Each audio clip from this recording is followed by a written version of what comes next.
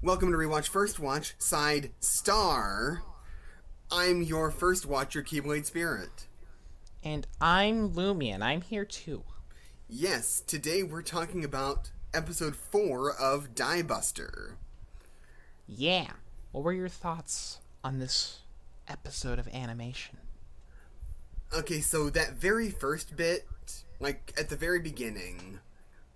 Actually, it's not that close to the beginning, but it's when Nono goes out and she finds that big hole. And then all the lasers come out of it. Yeah. Do you remember the sound that I made exactly when that happened? Did you make the lightsaber sound effect? No. I just made this sound. I see. That was like just really exciting on a viscerally aesthetic level for me. That is the most personal reason I've ever heard to be impressed by an animation. Yeah. Like the best way I can describe it is viscerally aesthetic. It was a nice sequence. I mean, this episode probably the best animation in the entire series so far. Yeah, absolutely. Especially toward the end. Yeah. This episode is kind of similar to episode 4 of Gunbuster in a way, if you think about it. Yeah, kinda. Because this is the same period of time when Noriko got her, started piloting her Gunbuster. And this is where we find out the big twist of this episode, that Nono is a Gunbuster. Yeah, well, no, she's not a gunbuster. She's a buster machine. Oh, yeah, a Gunbuster. Yeah. Whatever. She's one of the original 10. Yeah. Which is cool. Yeah. And she's a stupidly overpowered mech, and it's amazing. Yeah. But let's talk about the more important aspect than that, the build up to that. Yeah, and that actually will lead into one of my more substantial points. Okay. So yeah, really good build up. Oh yeah. So this entire show, it's been you have to be born topless to be a Buster pilot. That's been like everyone has said that, and Nono has been known that she's not topless from the beginning, but she constantly just keeps working hard and pushing herself because she wants to be that Buster pilot, because she believes in herself, because she knows that hard work can get you anywhere. Yeah. And she proves that this episode when she succeeds by going to Pluto. She's never, dissuaded by everyone looking down on her or not supporting her. She's constantly pushing herself, constantly, always has a smile on her face, always pushing, just like Noriko. And at the end, right before she learns her status, it's when this guy wonders if Noriko was a topless, which I don't think she was, because that concept didn't exist 10,000 years ago. Yeah. And it was hard work that got Noriko there. So just the similar themings, the build up, the beauty of everything just paying off here is just gorgeous. Yeah. And also it's probably, this is the episode where I feel like it's meant to be like 100% confirmed that Nonoriri is Noriko. Pretty much. Like, it's been building up to this, but it's really obvious in this episode for the first time. Yeah. I mean, besides the fact Nonoriri sounds similar enough to Noriko, and it's been 10,000 years, so it makes sense the name would be a little different. Yeah. I'm a linguistics guy, and that's... Nonoriri is a pretty believable corruption of Noriko over that period of time. I just like how names like Lala C exist 10,000 years in the future. Because that is... What a badass name. What a fucking legendary name. My name is Lala C. Isn't that just an incredible name? Yeah. It's Yeah. so weird and so cool. I love it. Oh yeah, we got to see a lot of the Buster pilots do some stuff, Yeah. which was cool. Yeah. Oh wait, first I want to get into Oh, sorry. like the one of the more substantial points that I had on Nono as she relates to Noriko. Because I mentioned this Please? like briefly when we were just post-watching, discussing before recording. But to me, Nono really feels like sort of a deconstruction and then sudden reconstruction of Noriko, in a sense.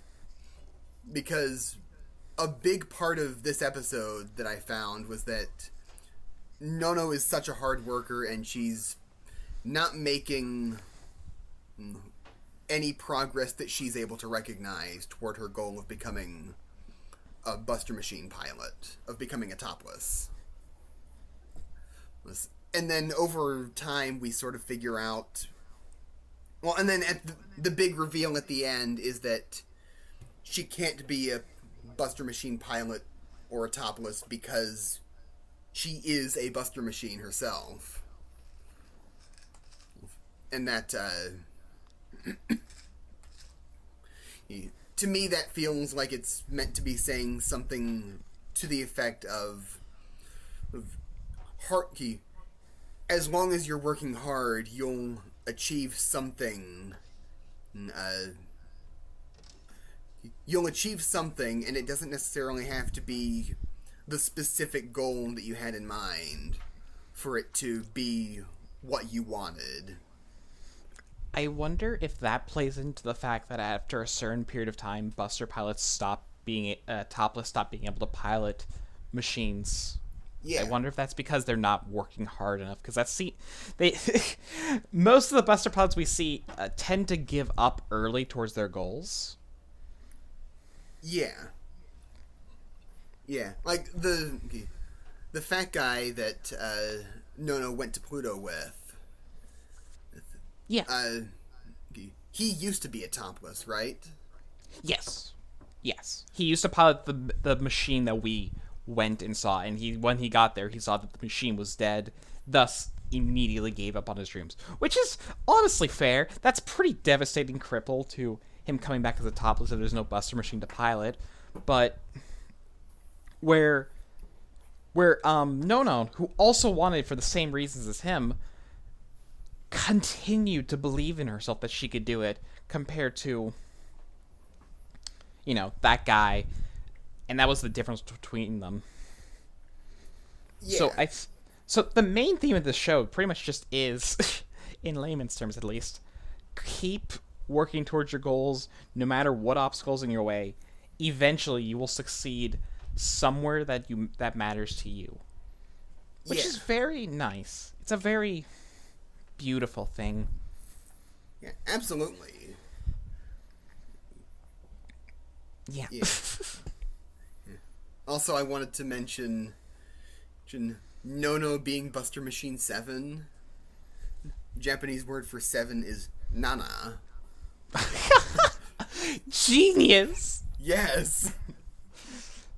Oh, how did I not catch that? I don't know. Like, it's One of my favorite series is Nana. I should have known that.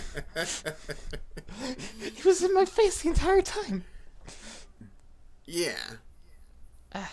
Damn it. No. I love you. Well, I guess she's now Nono-ri. Also, can we just talk about how aesthetic she is in her Buster Machine form, where her hair just has this weird glowing aesthetic to it, and it's like this cool red fire-like thing? Yeah. And Gurren Lagann came after this, right? yeah, this was before Gurren Lagann. Okay, because that really reminded me of, like, her long orange hair glowing. Somehow reminded me a lot of, like, Kamina's iconic cape, even though it's not orange. I can kind of see that. Yeah. It does flow like a cape. Also, I love how she has missiles in her legs. Yeah. Cool. Yeah. And Hilarious. she's just doing the Gynex pose the entire time. Well, no, the reveal of her doing the Gynex pose is key, no. Oh, Because absolutely. she just like she knows her big sister's in trouble, so she opens up a portal, walks through time and dimension. Considering how big travel time is in the show, and that she just warped across the galaxy in seconds, insane. And then she just the slow reveal of her just coming out in the Gynex pose. Wait, did she warp across the galaxy? I thought she was on Pluto and then. Okay, across the soul system. Okay. I just wanted to make sure that I was clear. Yes, they did not leave Pluto. That was the farthest they could go. She warped across the soul system and arrives in the most beautiful animation ever. And then she just starts murdering the entire force by herself with her army of robots at her command that were what was it? They were positioned like one of the ships from the original Gunbuster, which was cute. Yeah, I kind of remember that. Yeah, it's like before she starts like having half the swarm attack and then the other half the swarm attack the alien buster machine, as they called it. Yeah. This was like one of the most badass things ever. I agree. So you mentioned at the beginning of this that you liked Diebuster a lot less than Gunbuster. When I watched this for the first time, my brain hadn't exploded yet, for one, and two, I didn't like super robots. Okay. Because to me, the big appeal still is of Gunbuster is time dilation. That is the interesting concept. Yeah. I thought it was badass, but I also had a weird grading system then when I watched anime, because I believe in objectivity in art. I was dumb back then. Forgive me, audience, for being dumb in the past. Yeah, except those of you in our audience who still believe in objectivity in art. I mean, it's pretty obvious that objectivity in art doesn't exist, but if I need to make a video on it, I will. You can make a video on that, but for now we don't want to alienate, those people. I guess. Who believe in Whatever. objectivity in art. I don't really care about those people. I'll be honest. if they could agree with me on my opinion on this, then I'm fine. Then I'll respect their opinion. Okay. I'll save it for the video. Fight me then. I'll debate all of you on this. One at a time. Yes. If I get DMs about this, I swear I'm gonna kill myself. Jesus Christ. Please don't. I'm kidding. Yeah, I know you mean in game, but you'll live with. Well, you'll yeah, lose in a lot of Minecraft. XP. In Minecraft. Yeah. But yeah, no, Yeah.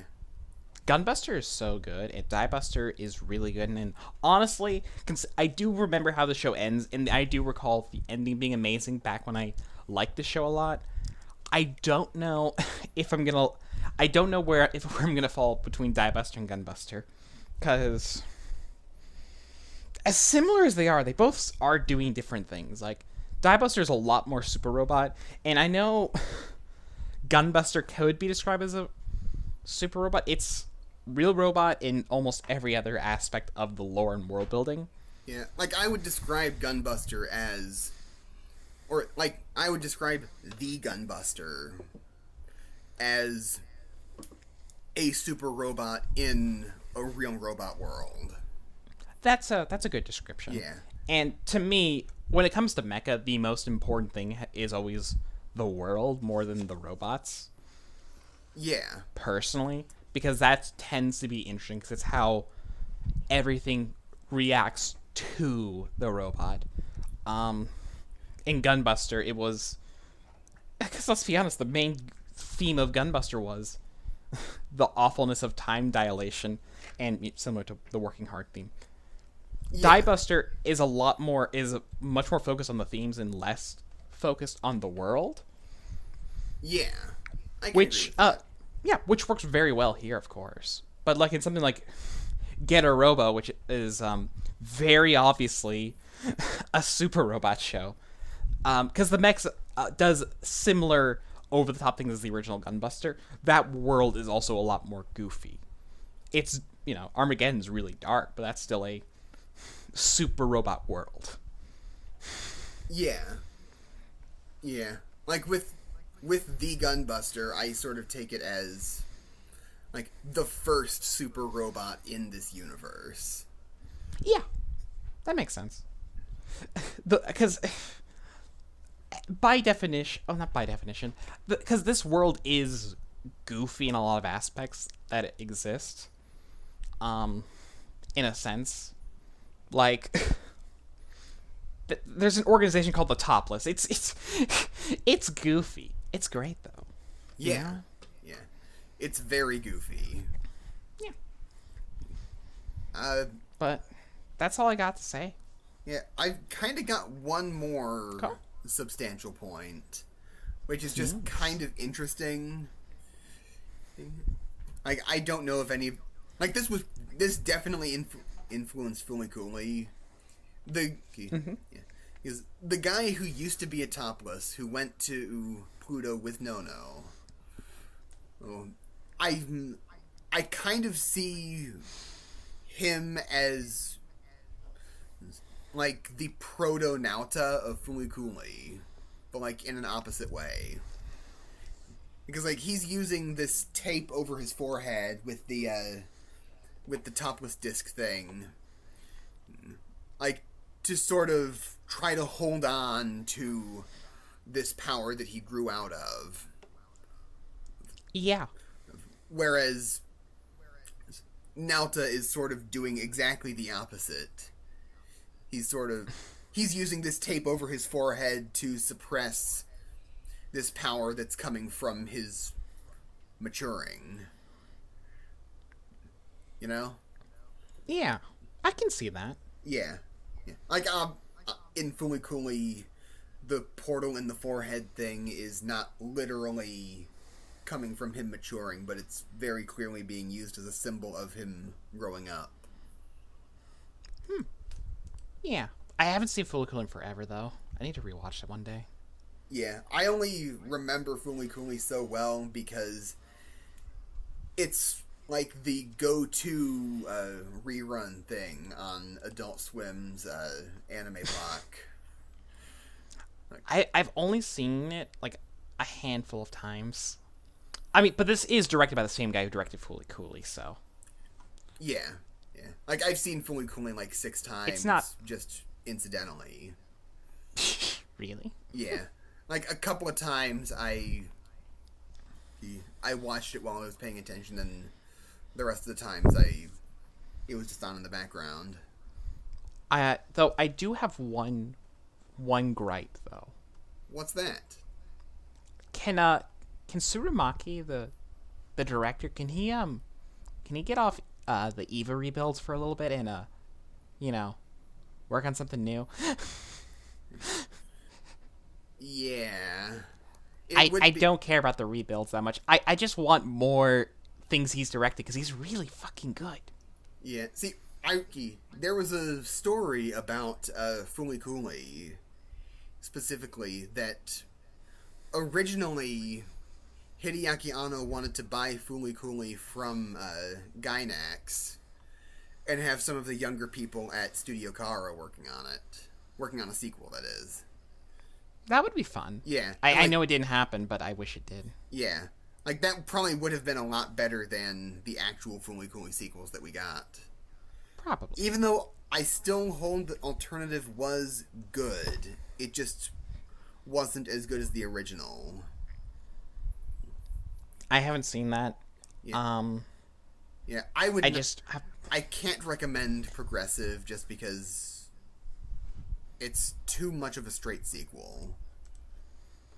I see. Yeah. I will. That's the thing, is that I don't care enough about a sequel. I don't know. Maybe I want to rewatch the original one day. Yeah. Like, Alternative almost feels like an adaptation of Fumikuli into a new kind of thing that still has the same energy. That would also be a good rewatch first watch, maybe. if we do like a 6-episode series that you can find. I think or I can find a few movies. That would work, yeah. Yeah. By the way, he's also Tsurumaki, the director. He's credited for an animation on Oz, Oz. which I have seen. Okay. It's Wait, what it's is this. Oz? Okay, so it's an anime of the Wizard of Oz taking place in the future, where the Tin Man's like just a robot. The Scarecrow is also a robot like being. No, the robot was like a weird mutant alien. That was Scarecrow, I think. It's post like a nuclear war that has killed most of humanity. Shoot. It's bad. It's worth noting that this is really, really bad, as cool as this sounds. Yeah, well, I remember reading about a comic book that had basically the same premise. It was like Oz 2046. I think this one took place in 2021. Okay. This has nothing to say about, Tsurumaki's skill. It's just this OVA was bad for its own reasons because it was really boring somehow, even though it has like a killer premise. Okay. Well, we've gone from Diebuster to Fooly Cooley to The Wizard of Oz. So I think anime. Yes. So I think it's about time that we wrap up here. Okay. Well, bye. Bye. Follow us on Twitter at ToneKent2. Like the video and subscribe to the channel and comment what's your favorite incarnation of The Wizard of Oz.